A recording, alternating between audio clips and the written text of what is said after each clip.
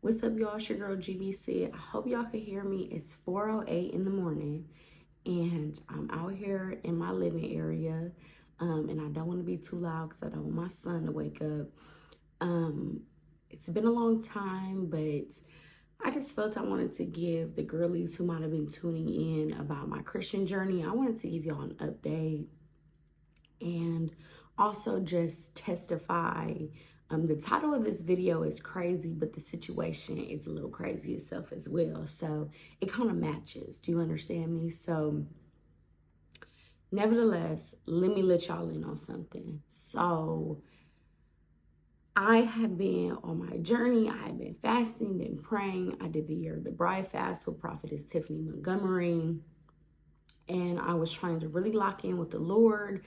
I had, trying to break these generational curses, get the devil out of my life. I was having a lot of spiritual attacks. I was having a lot of encounters with demons. And for some of those who know me, know that this is unfortunately a part of my life that I have dealt with for many, many years. I have always, to some degree, been sensitive to the spiritual world, where other people, they like, when I talk about, oh, a demon came to me like in my dream, or a demon came to me in my bedroom, they're like, baby, you need medicine. Okay. But no, for real, ever since I was, I don't want to say a kid, I don't remember if it was when I was a kid, I don't know, but I would take showers in like middle school, and I would feel this dark, heavy presence. I would hear something call out my name, but nobody would be around. I would be sitting at my kitchen counter, back at my mom's house, and I would see like things flash by me.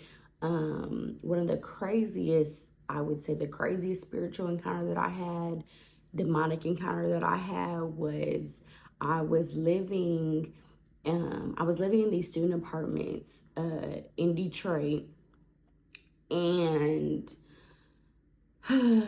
like I remember seeing like these devil like kid fixtures, kind of like these outlines of these kids running up and down my wall. And I might have mentioned this in the video, I don't remember, but they were running up and down my wall. They were taunting me. They were making fun of me. They were laughing at me. And I remember literally screaming into a pillow, shouting out, Jesus, Jesus. I was so terrified, and I was so, I don't know what the word for it was, but I was trying to pull out my hair. I felt I was going insane, but I was not insane. Okay, I am not insane. So that was crazy. That was many, many years ago. But the one that just happened at 3:42 a.m. when I woke up, it was probably I guess it was really like 3:35. But I woke up, I was laying there, I was going to sleep. Mind you, this evening has been choppy. Like, I tried to go to bed at 7, didn't really go to bed till probably 9.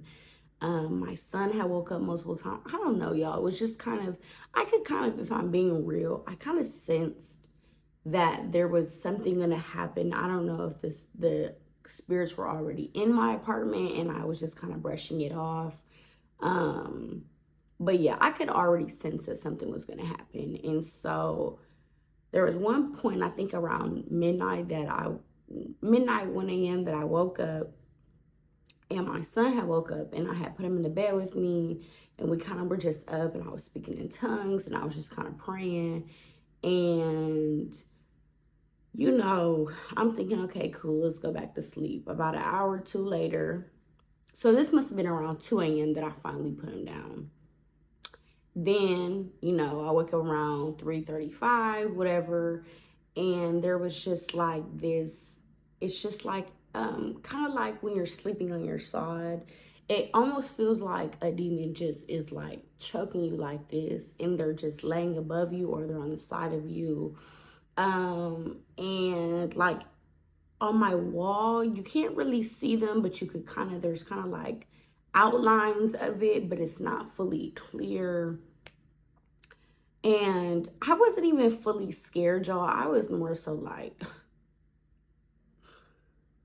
here we go again. I've told my homegirls about this. I've had my friends come over and pray over my apartment.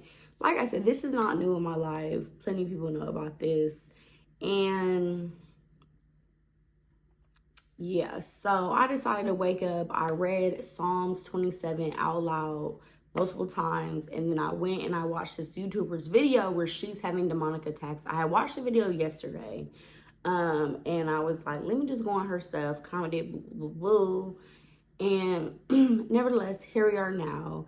And I want to tell you just kind of that and how things have progressed, right? So I'm fasting, I'm trying to press in with God, I'm trying to do what I'm supposed to do, and I get weary, I get tired, I'm still broke, I don't like my job, I don't really like my bosses or my coworkers, and it just kind of goes in phases. It's in and out, right? So like sometimes I like it, sometimes it's fine, other times I don't. But nevertheless, I have this, apartment that is high in rent, and I have all these other bills, but I'm a assistant manager at Dairy Queen. So on one hand, I'm super grateful for the Lord for a job because it took so long to get one. And then on the other hand, I feel that I had asked God numerous times for a job that would cover all my bills, not have me in lack. I felt that, at church, I remember the pastor preaching a word about how a lot of us have been living on just enough. And when I was postpartum, living off my savings, the blessing of others, I'm like, okay, this is for me. And he said, you're about to come into a season. Mind you, I don't have like a prosperity teaching pastor. He said, some of y'all are about to come into a season where you'll have more than what you need. You'll have more than enough. And that season just did not hit me. And I felt like I had received that, and I felt it was for me, and that the Lord would take care of me and provide, again, a job that would match my qualifications. And it's not a dig at being a manager at Dairy Queen, but for one, I don't do anything as a leader, if that makes sense. I work with other people who are assistant managers, or either the general manager himself, and they're running shifts. I'm not running shifts. I'm not doing schedules. I'm not doing inventory. I'm not handling customer conflicts. I'm not doing anything that a manager would do. I'm essentially an overpaid crew member, right? So, and I've had my own sets of issues there that I'm not going to go into, but nevertheless, after I go to work, which the hours don't even get 40 hours, barely hitting 35 most weeks. They send people home. Sometimes, honestly, I just be ready to go. I leave early, which I know is contradictory. I don't know. But I do DoorDash, Instacart on the side. I also just started cleaning houses. So I've done a couple of those. I haven't been as intense about like putting my business out there. But I have cleaned a couple houses. I have a house actually this weekend that I'm doing. But y'all, it's just the money's not doing what the money needs to be doing. So with that being said, I get tired. I get tired of literally up at 7, doing my mommy duties, dropping my son off, going to work, then Instacarting, then picking him up late at night and doing it all over again.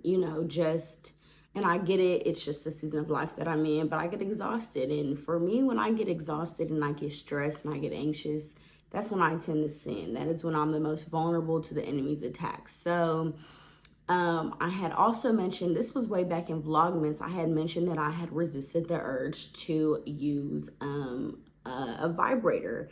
And unfortunately, I had ended up buying one.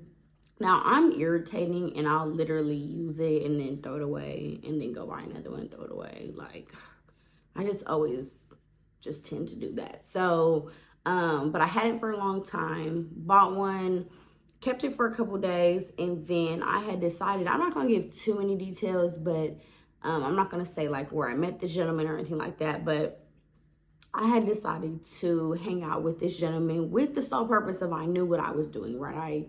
I wasn't really trying to get to know you, don't want you to be my bae, don't think you're my husband, don't want you to be my husband, don't want really nothing to do with you other than make me laugh, make me do the other thing, and let's have some good conversation, and that's all that I wanted. So,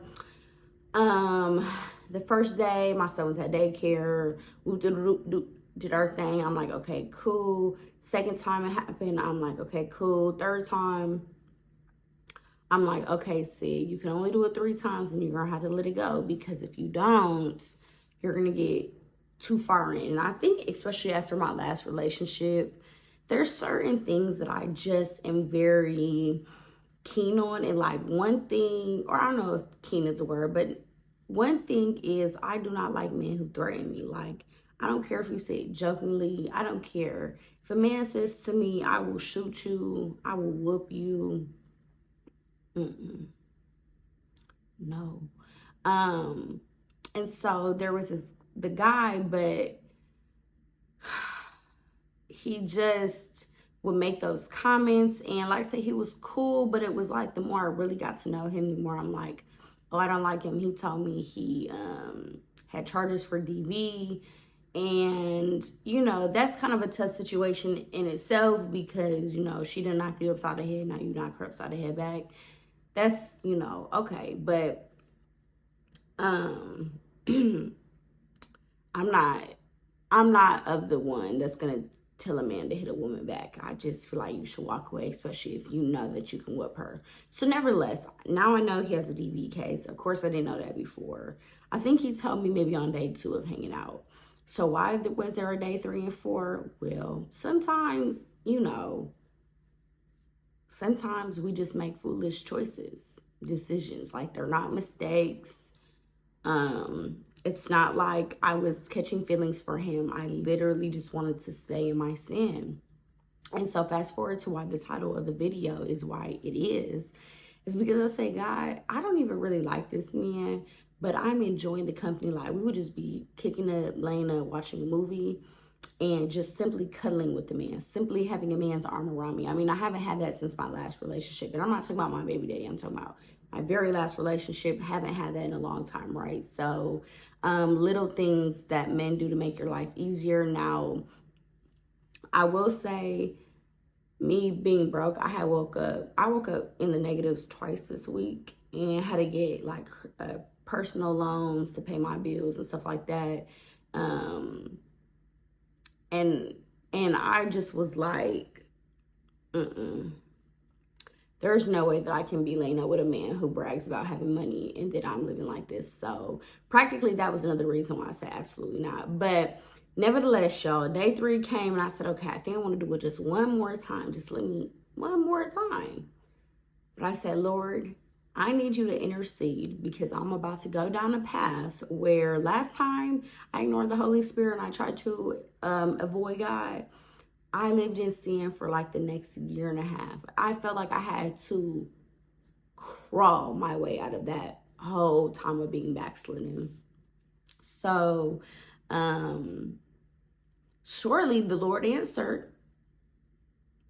And bro came, and he was drunk as a skunk, which is such a turn off to me. Drunk, came in, doing stuff that normally probably wouldn't bother a woman if she was with her man, but because I didn't like him, and because now I had him like trying to come back to the Lord, just things like eating up my food, and like just a lack of decorum, to be frank, just a lack of decorum. Threats came. Then, so as y'all see this mattress, I need to clean up, but we were sleeping out here. He's never met my son and never freaking will. But we were sleeping out here, and I woke up in the middle of the night, and my backside was wet.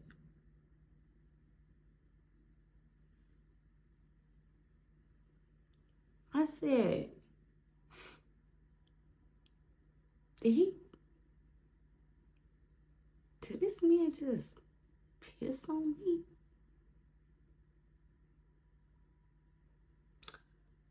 So I'm laying there a little dumbfounded. It's like 4 o'clock in the morning. See, something always happened to me at 4 o'clock in the morning. I'm laying there, and I say, I know you was lying. I know you was lying.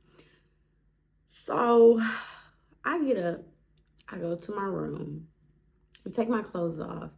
Now, I think I don't know what it was, but it really didn't smell like pee, but there was nothing else that it could have been.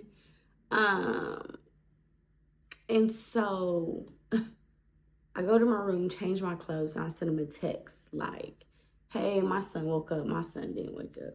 Hey, my son woke up. I'm sleeping in here with him. You could just let yourself out in the morning, which that was another thing. I feel like we were going too fast, too soon. Like, why are you spending the night at my place? Why are you doing that? Get up. But I knew that he was drunk, and I ended up having to work and do DoorDash, and then he came over. So it was kind of like booty call hours anyway. So I kind of was like, oh, okay, like it's all right. But really, he was talking about how your vibe is so different. You know, your vibe is so, no, it's not.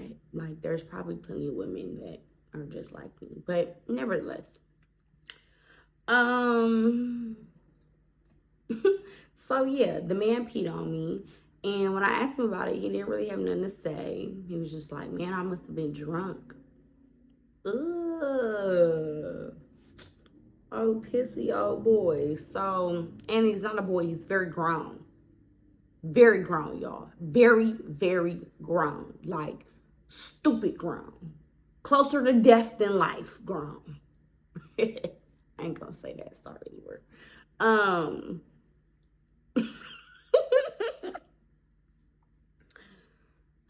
Yes, I was dealing with a man that was over 10 years older than me. So the man's almost 40. Yeah, the man is almost 40. So, okay. But what I took away from that, then that day, so I got pissed on, woke up in the negatives for the second time that week. And then today, here I am, and the devil little woke me up. So I'm just thinking, this is why I got to get back with the Lord. This is why I got to get right. Now, the demonic attack came because I had prayed a prayer of repentance. I ended up taking the day off work to just get my mind right, to reset. Clearly, I did not reset because that mattress is still right there. But, I had to get that piss smell out, wash my sheets. Nevertheless, yeah. And anytime that I'm trying to really press in with Jesus, I always get demonic attacks. It's just, unfortunately, it is what it is. But I'm up this morning. I told God, it's almost 4:30. I told God, I'm not going back to bed until I feel a shift in the atmosphere. Until I feel that I've gotten just a little bit of from the Lord, I'm not going back to bed. So probably what that will practically look like is I'm about to clean up, finally put stuff together. And I have bought Minister Kevin's book, Prayers at Work. And I'm about to start going through some of these prayers, reading the scriptures, praying, worshiping. So I'm not gonna lie to you. I hope that the touch doesn't come too late. But at the end of Psalms 27, let me look. It ended it off saying, wait on the Lord, be of good courage, and he shall strengthen your heart. Wait, I say, on the Lord. So that kind of felt like a sign almost of just pressing. You've been neglecting God this entire time. You haven't been in your Bible. You didn't spend the day in the Bible. You just have been doing you. So now that the Lord woke you up, go ahead and just stay here for a minute. Just stay here for a minute. You hear what I'm saying? Just abide and relax. So you don't get pissed on again. But not even that. You just need to get it together. Get it together, because I really do know better and just didn't do better. And so, yep, that's my story of getting pissed on. Bye.